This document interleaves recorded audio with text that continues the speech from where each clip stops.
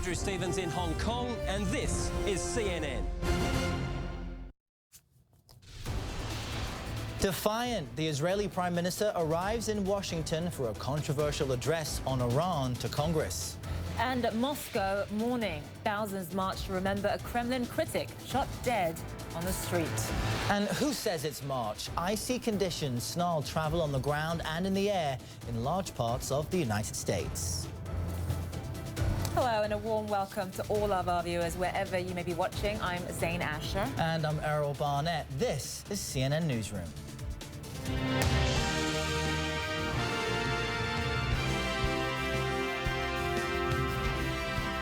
Arrogant. That's how one of the most senior Democrats on Capitol Hill is describing the Israeli Prime Minister ahead of Tuesday's speech before Congress. Benjamin Netanyahu arrived in Washington Sunday evening, but his address to Congress about ongoing Iran nuclear talks is already getting mixed reception. Here's our Andy Rose with details. Since he is coming, I intend to go. Prime Minister Benjamin Netanyahu's trip to the U.S. is nothing if not controversial. In apparent break with the Obama administration, the Israeli leader will address Congress Tuesday. He's calling for tougher sanctions against Iran and doesn't want a planned nuclear deal with the country to go through. More than 30 Democratic lawmakers say they plan to boycott the speech. But Senator Dianne Feinstein says she's going, although she doesn't believe the Israeli leader speaks for all Jews. He doesn't speak for me on this. I think the Jewish community is like any other community. There are different points of view. President Obama's supporters say the congressional invitation is a snub at the White House. The administration wasn't consulted first. House Speaker John Boehner told CBS Sunday. What I do wonder is why the White House feels threatened, because the Congress wants to support Israel and wants to hear what a trusted ally has to say.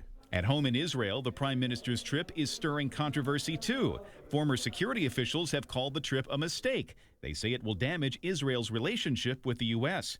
Despite all the rhetoric, the official administration line appears to be Netanyahu is a welcome guest. Speaking Sunday on ABC, Secretary of State John Kerry said, "The Prime Minister is welcome in the United States at any time. We have an unparalleled close security relationship with Israel." But analysts say that relationship may soon grow colder if the speech drives potentially friendly Democrats to President Obama's side. I'm Andy Rose reporting.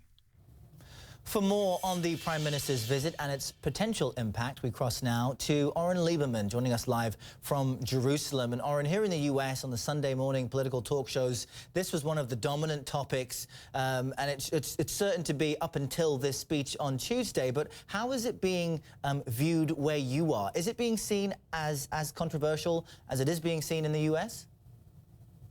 Absolutely. This speech has really split politicians and the public here, with about half supporting, half on the right, that would be Likud, Netanyahu's party, and the Jewish Home supporting Netanyahu's decision to speak before Congress.